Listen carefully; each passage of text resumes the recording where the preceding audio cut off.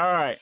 Welcome back to For St. Pete's Sake, the only podcast in Pinellas County where we deep dive into everything political here in the county, the state of Florida, and across the nation. And tonight we are traveling across the nation. My name is Christian. I'm your host and the president of the Stonewall Democrats of Pinellas County. I am joined, as always, by my co-host, Laura Gerken, and our vice president. Laura, how are you? I'm doing good, Christian. I got a new schedule at work, so I get off at 4:30, which, let me tell you, that 30 minutes takes, so much time off the commute at night. It's my new favorite thing. I'm very excited about it. Just as excited as I am about to talk to our guests tonight. I know. Do you want to go ahead and introduce them? For sure. Our guest tonight hails from Lucas County in Ohio. His name is Pete Gerken, and of course, that's my dad. He is county commissioner, and he's the county commissioner in Lucas County, and he's held a bunch of other titles. And we're going to give him up to him for a chance to say hey and introduce yourself to us. Hello, for St. Petersburg's sake. I used to have a boat named for Pete's sake, Laura might remember. So I love the name. My name is Pete Gerken. I am Lucas County Commissioner. Almost 30 years in public office. I did 9 years on Toledo City Council, and now 20. So I'm in my 6th term as the Lucas County Commissioner. I'm a Democrat. I've always been a Democrat. Labor progressive Democrat. I also was privileged enough. I did 30 years working in an auto plant too, called the Jeep. Have you ever seen a Jeep Wrangler down in Florida? The only place to build them is Toledo, Ohio. I did 30 years there and have a retirement. Most of my time at the Jeep plant, I was spent in union leadership. Got elected early on, stayed there, and retired when I was on the international staff of the United Auto Workers. So I'm kind of a unicorn. I've got 30 years in this and 30 years in that, and still beautifully young looking. That's exactly. Me. You are very young looking, Dad. Don't look a day over 25. There you go. I love you guys. All right. Well, it's great to have you. I want to go ahead and open up with the first question because I feel like it's a really, really important one. And it's going to be, I got to know, what was Laura like as a kid? Wild. Wild. We don't even get me started. Really. Right. You want to start with the goth period or the ballerina periods? Bernstein Bears. Bernstein Bears. There we go. Yeah. All right. That's enough of that. Oh, I love it. No, kidding, of course. We actually do have a couple of very, very good questions for you. First of all, it's very nice to meet you. I've heard a lot of great things about you from Laura. Thank you. So before becoming a commissioner, you were deeply involved in organized labor. Can you share a bit about your time as a union leader and how that experience prepared you for elected office? I can. And I will say, prior to me even being in union office, I am a child of the 60s. I cut my teeth in politics and organizing as a member of the Student Radical Caucus at the University of Detroit in 1969, a member of the SDS and the Student Anti-War Movement. So I've come to this since I was 17 years old. When I got to the Jeep plant, I saw that workers need a voice in the workplace. At Jeep, we were owned by various international companies. The nice thing about Jeep, we've been owned by the French, the Italians, the Germans and Daimler, a hedge fund company, American Motors, Chrysler. I don't care who owned the plant. I was always standing up for workers' rights. We needed a good place to work, a fair place to work, and a safe place to work. And I took to that, represented my workers. And that's what I did for them. And I always got elected. So I think I did okay. Yeah. So, as you know, and as you raised me to know, labor unions are the backbone for the working class progress. What are some lessons from your days as a union leader that you apply now as your work as a commissioner? Well, I found out if you can survive in union politics, you can survive in civil politics. It's kind of the breeding ground. Here's what I have to know. When I was in a plant of 6,000 people, I spent my entire time outside my office walking the assembly line talking to people. And if you want to be successful in politics, you have to be open, accessible, and available. As a political leader, I rarely spend time in my 8th floor office. I'm fairly well known in the community. I walk everywhere.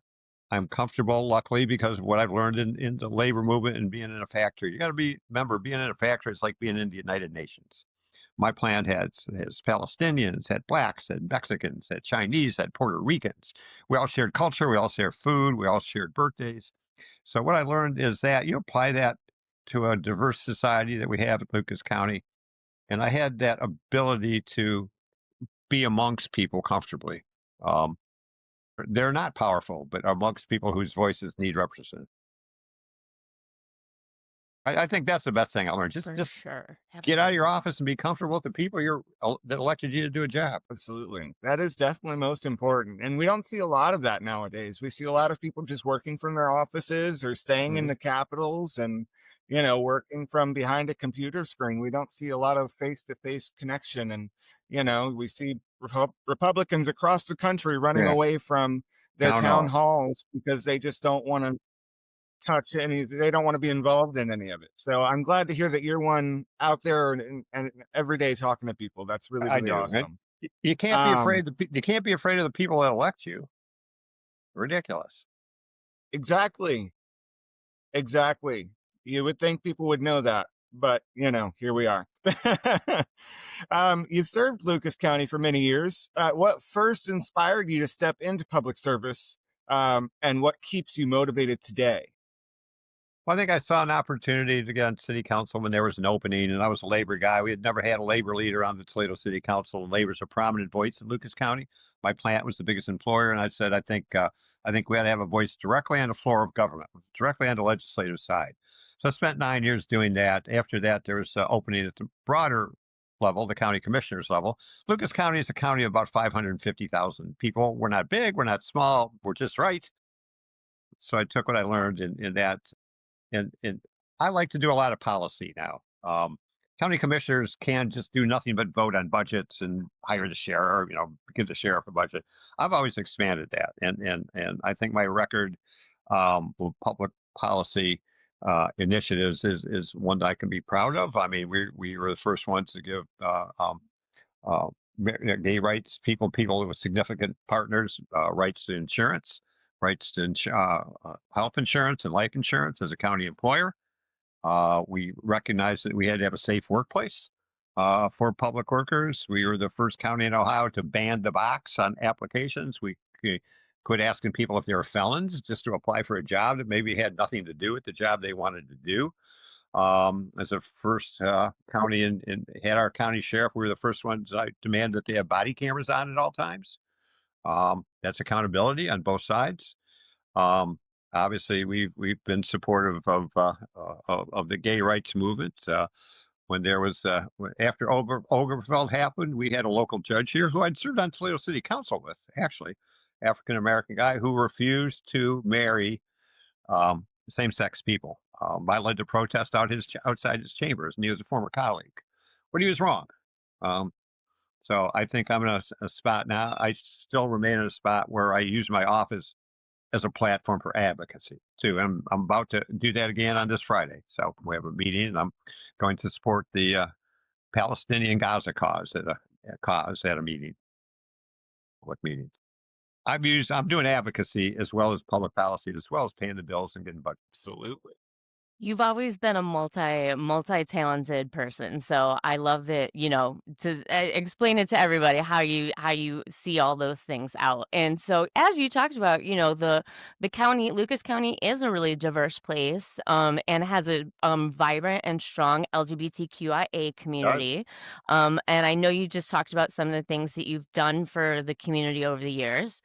One thing that becoming is definitely a point of interest right now is with our trans and non-binary brothers and sisters.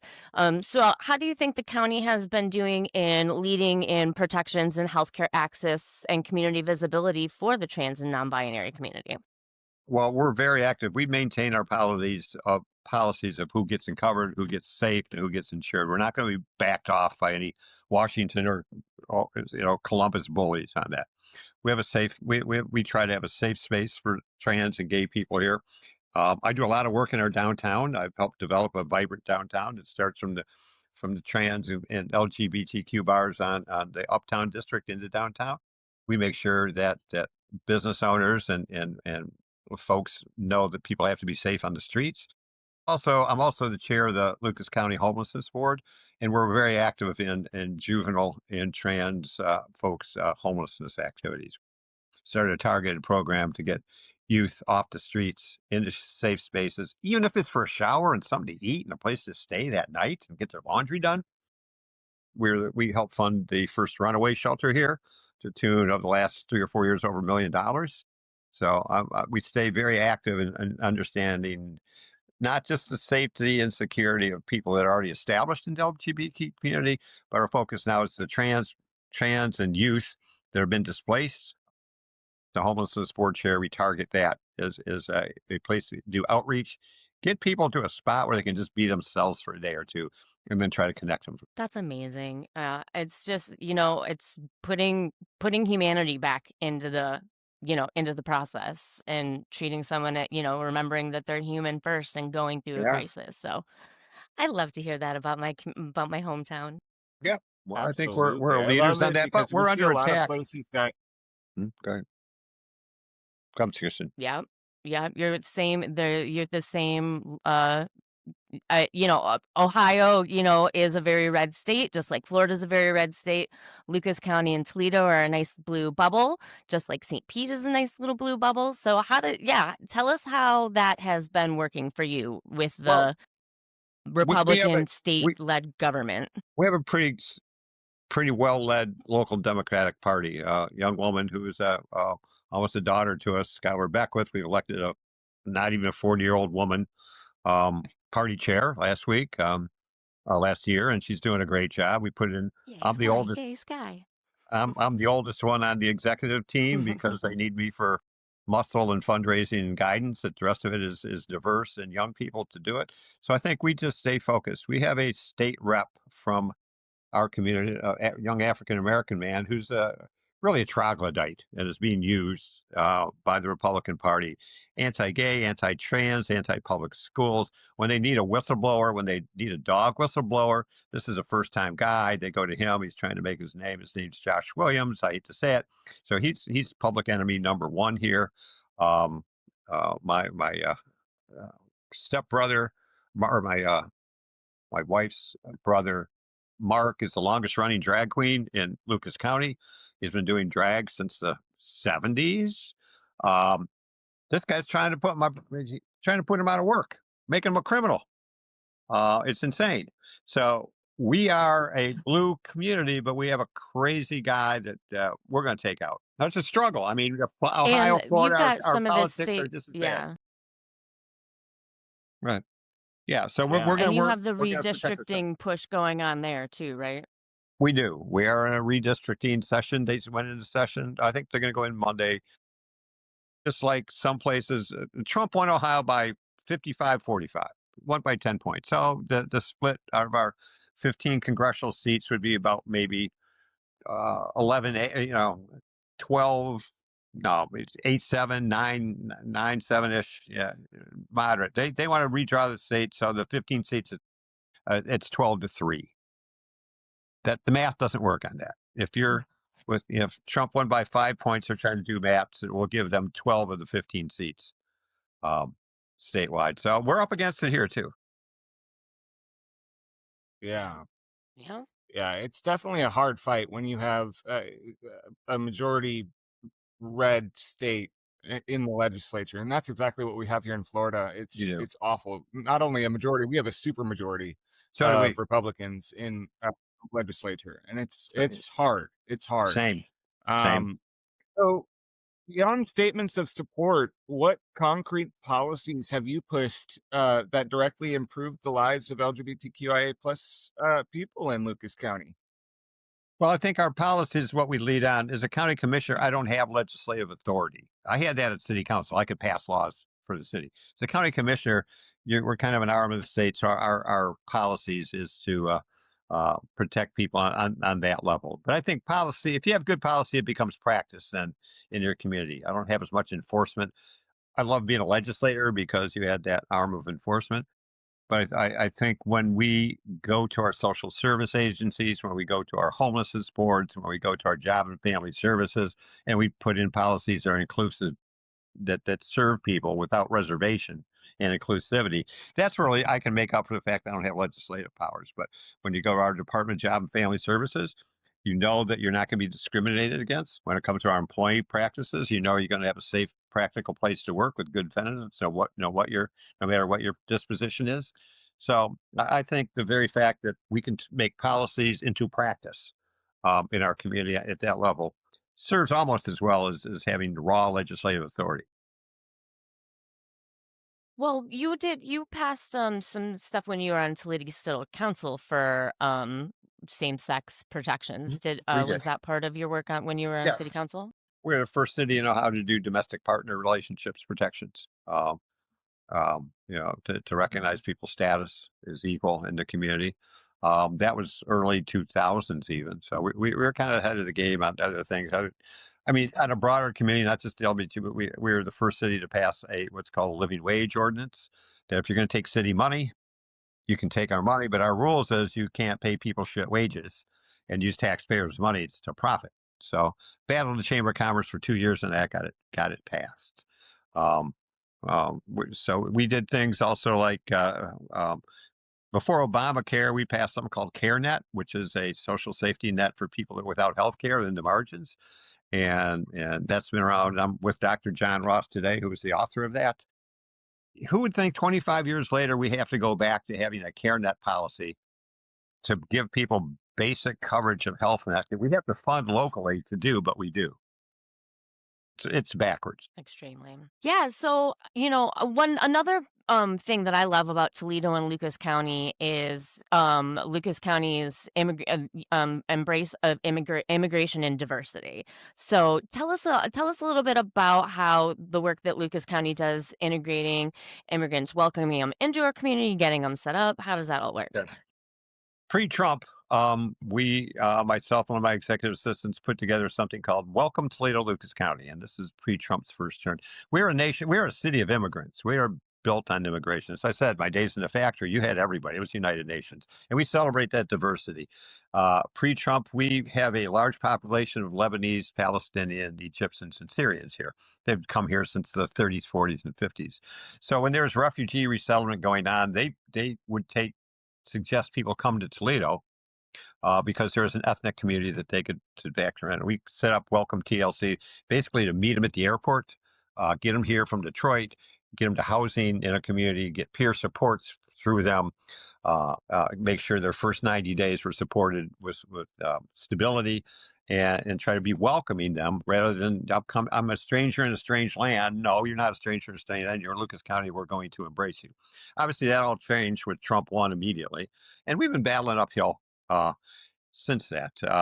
But we still have prevailed. We have a welcome Toledo Lucas County. We are now working on how we support and protect our undocumented community. And we've kind of shifted our focus from welcoming those who've come through the system because the system's now shut off. How do we protect and hide or shelter our undocumented community? They're living in fear today. So we've kind of moved our tone we don't want to bring a spotlight. I don't want 80 ICE agents here. So we pass out cards that say, know your rights quietly in the right places. We have safe places for people to go. And we have alerts when we think there's any activity that would be deportation oriented. That's how the work has to shift. And that's policy stuff that becomes practice again. We as the county, you can't say we're a sanctuary county. I don't have authority to do that. But we just act like it. Right. Yeah.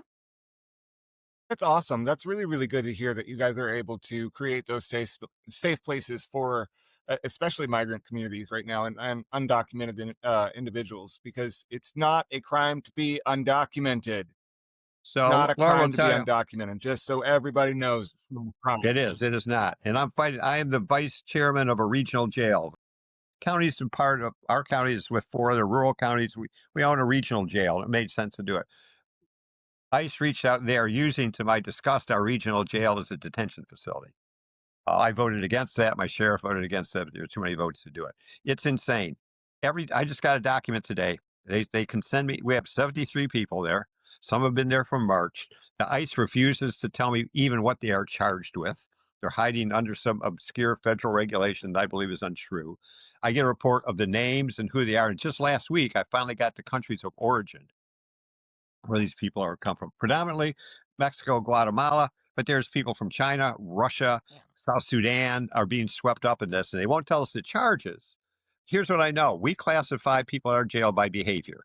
If you're a low level or a non criminal, you stay in class one. Your general population, you get privileged because you're not a problem. Of the 73 people we have, 72 are in the lowest classification. That tells me they have no history of being a violent criminal, that they've been swept up. As you said, it is not illegal to be, it's not criminal to be undocumented. So I will continue to fight to get the Yeah. records and to fight to do that. But we are part of that system in Ohio. We're one of 8 jails that are taking on an ICE contract um, detainees. I will say we have one of the That's nicest. I really mean, if I was a unfortunate. detainee and I got some, all I can do is make sure when they get there, I have the best detained experience they can have. We treat them as every other. We don't put them in segregated units. They're part of the general population. They get the same privilege.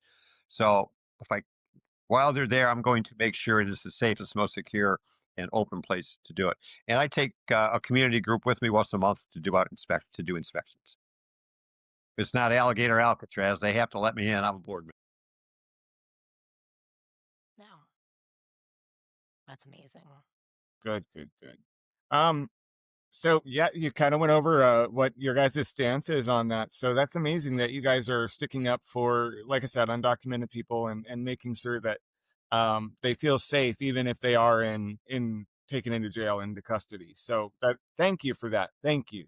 And again, just because it bears repeating, it's not illegal to be undocumented. It is a civil It's civil. violation. It's not illegal. It's not a Stop. criminal charge. It's All of just these not a people that criminal say it, charge. stop. No. But we're treating them all Uh, like criminals. Right. so exactly. And that's exactly what it is. That's exactly how Trump operates. And he, said he wasn't going to. He said that he was going to go get the most dangerous first. And that's exactly the opposite of what we're seeing. So again, just thank you for making sure that they're treated like human beings. We have to. Um,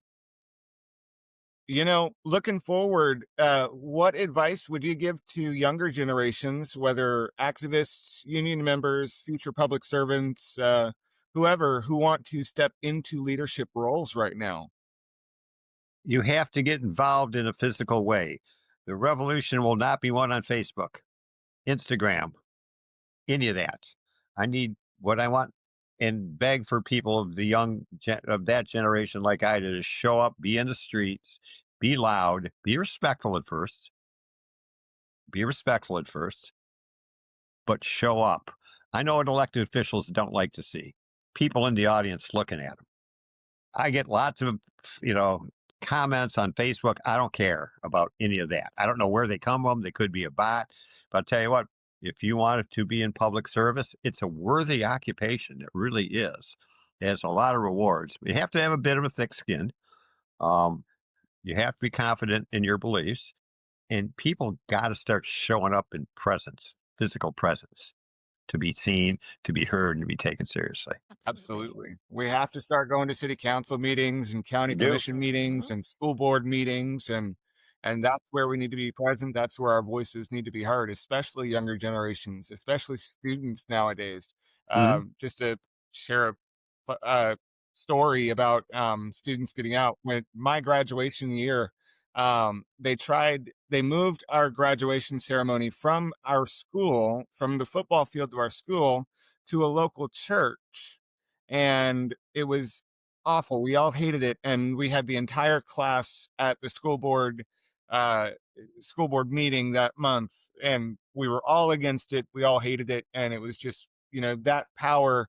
It didn't work, unfortunately, because our school board didn't listen to us. Where I grew up was not a great place, but it's still very important. It was still very important that we all showed up and made our voices heard. So everybody out there, if you're listening, make your voices heard. Right, right. Make people see For you. sure.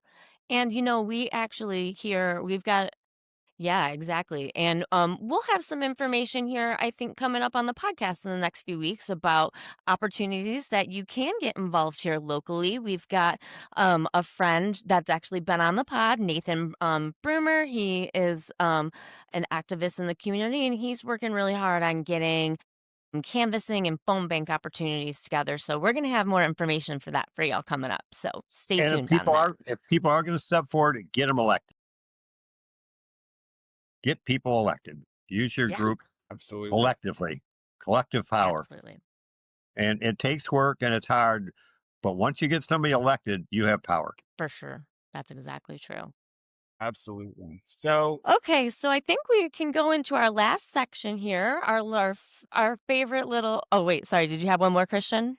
I had one more question. I had one Oh, more okay. Go ahead. follow-up, but just real quick. Okay. Sure. Do you think that our current Democratic leadership is being bold enough and outspoken enough? And if not, or if so, what would you like to see from them? I think we're being deadly silent. I think we are not being outspoken. We're afraid to speak our truth. That has hurt us. We have low votes. We just did in Lucas County a vast listening session on a triage in the last election.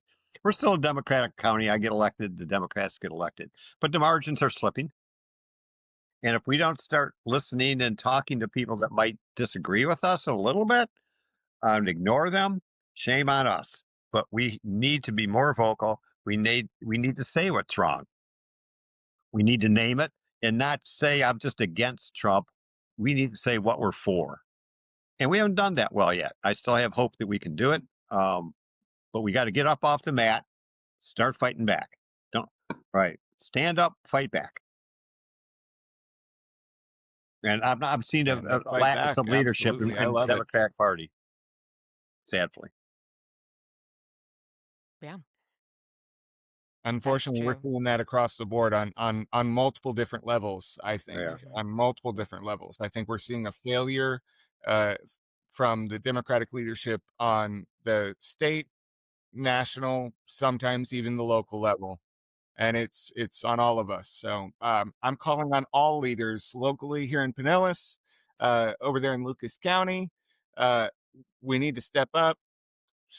State of Florida, everywhere, leaders, we need to step up. We need to be more vocal. We need to And get we out can there and make win. our If we voices do heard. that, we can win. If people know what you're for, you can win. Exactly. Absolutely. Absolutely. Exactly. Okay, now I think we'll go into our final section, which is our shout out or shut down. That's when we take a story of the day or a person or anything that's piquing our interest, and we can either shout them out for something awesome that they're doing or shut them down for sucking, basically. So Right. I know I've had a shutdown, so I don't know. Does anybody have a shout out that they want to start with? No, are we all shutting down? All right, cool. All right, Dad, you can go first. All right, my shutdown happened earlier this week. Our cowardly governor, Mike DeWine, agreed to send 150 of our National Guardsmen to D.C., and he just didn't send regular guardsmen. He sent military police that have police powers and carry weapons. So it was targeted. Shame on Mike DeWine. Shame on our taxpayers for not raising more ruckus. So I intend to do more of that. But Governor DeWine, shout down. You have no business sending our National Guard to Washington, D.C. to be a takeover of a Democratic city. Shout down Mike DeWine. Yeah, Absolutely. big shout out. Absolutely. Yeah, I'm actually gonna go next because mine's gonna bump into a little shutdown on Mike DeWine. I'm gonna shut down today Duke Electric. Everybody's getting their monthly electric bills and they have doubled. And it's an actual nightmare. And I'm in a group chat that ironically today said something about I wish we deregulated like states like Ohio did. And I was like, funny story about Ohio in First Energy and Mike DeWine in criminal investigations and millions in bribes and Larry Householder. So we don't want to be like Ohio. No. But yeah, I'm definitely again, this is just another struggle that Floridians are having is the lack of control, lack of regulation that we're getting from the state. And we, the consumers, are paying the price for it literally out of our pockets. These, allegedly, these new charges are supposed to be, hurricane recovery efforts, but they made, I think my friend said they made 4.3 billion in profits last year. Billion. So I think they could afford it without gouging us. All right. So that's Can't my wait to hear shutdown. yours. What's yours, Christian? Who do you have? All right, my shutdown is I got to go back to our Democratic Party leadership, and I got to shut them down for silencing and diminishing young voices. Not just young voices, but alternative voices, Latino, Black, all the different types of voices. We are no longer a party of, forgive me, Pete, old white straight men. You We should are be. such a diverse party, and we need more representation, and we need our leadership. We need our Democratic Party leadership to step up and help these individuals who need help winning campaigns, that are running for city council, that are running for county commission, that are running for school board. We need them, and we need the support of our Democratic Party leadership. So I'm And going to shut down good, across the board. good. But we're going to stand back up and get better. You're going to shout us up here in a year or two when we give resources and attention to the next generation that needs to lead. And it's up to old white guys like me I to can't transfer wait. I can't wait. I need to transfer my resources and power to the next generation. Happy to do it. Mm-hmm. I appreciate you for being able to recognize that and say it out loud. I do. I know there's three little granddaughters that would probably enjoy seeing more Papa too. So All right. Well, I appreciate you Well, guys. well, Pete, that's it's all we've got so for fun. tonight. Oh, sorry. Go ahead, Christian. Thanks. What's that? Okay, I was just going to say thank you, Pete, so much for Thank you. joining us. It was a pleasure meeting you and talking to you. Thank you. I love to hear it where Laura gets her fight from, and I'm so grateful for you. So thank you so much for joining us today. And thanks for putting up with her. And she's Yeah, a good. thank you so much for joining us, Dad. It's an honor. This is the first time I've gotten it in. All right, you're a good apple off the tree. Thank you. All right. All right. I have one last thing too. All right. One last motion. Free Palestine. All right, but we'll save that for another one. Palestine. Absolutely. All right. Thanks Yeah. all. Absolutely. Until the next time, for St. Pete's sake, keep pushing for change.